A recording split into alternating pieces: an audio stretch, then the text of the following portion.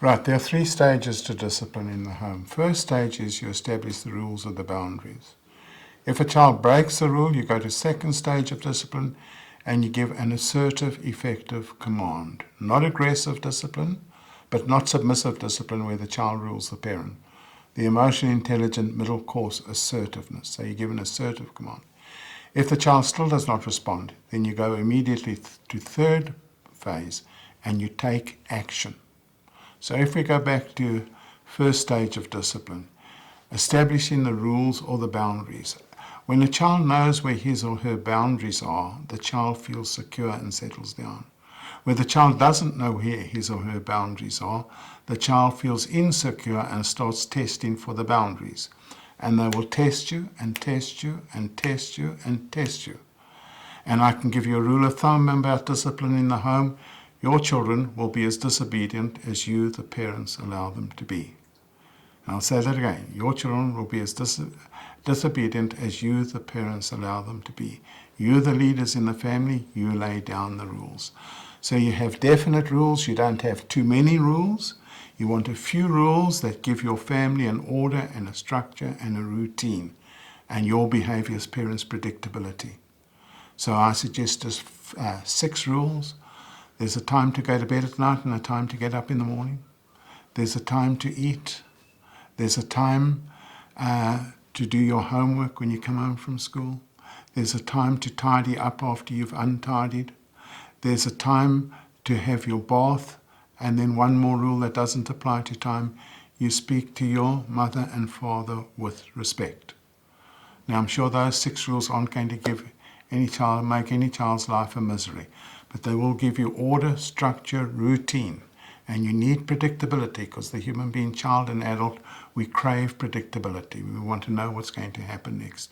If your behavior as a parent is unpredictable, again, your children feel insecure and they start searching for the boundaries. So you have those rules. If the child breaks the rule, you give an assertive, effective command. I'll demonstrate. Timothy, pick up that towel now, please. Okay? Staccato voice, body forward. 93% of human communication is body language and tone of voice. They're not so much listening to what you're saying, they're looking at your body language to know if you are sincere or not, or if you're going to carry through or not. So it's got to be clear. Timothy, put that towel down now, please. So if they still do not respond, then you go immediately to third stage of discipline and you take action. I prefer to term it action instead of punishment because it should be action. The child doesn't have to suffer. What you've got to do is they've got to stop doing what is unacceptable. And if that can be done without causing pain, so much the better. So we take action. The type of actions you can take, if we go right back to little children, isolation. I won't have that language in our home. You go to your room for 10 minutes. Okay? And it's most definite that that's where they go, no arguments.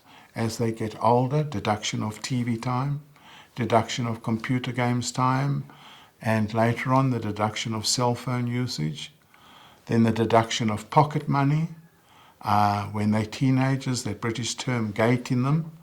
You haven't done your homework all week, you're not going to the movies with your friends on the weekend.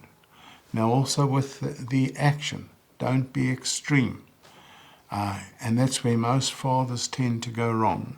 Most fathers keep discipline better than most mothers. That's a generalization, I know, but it's the body language. Their bodies are more assertive, voice is deeper. But when it comes to action, fathers tend to overreact. So a little child runs across the street, 2 years old, instead of giving one little smack on the bottom with the hand, off with the belt. Wah, wah, wah, wah. You see, overreaction. If a father's listening to TV at 6 o'clock in the night and the children coming making a noise, you can give them a choice. If you want to make a noise, stay outside. If you want to come inside here, then you sit down and you watch the news with me. They've got a choice. You're not being cruel. But how do most fathers react? They overreact. Children coming making a noise, go to bed. no supper. Stay there till tomorrow morning. By half an hour later, the child's forgotten what they did to deserve the punishment. Now you have anger and resentment.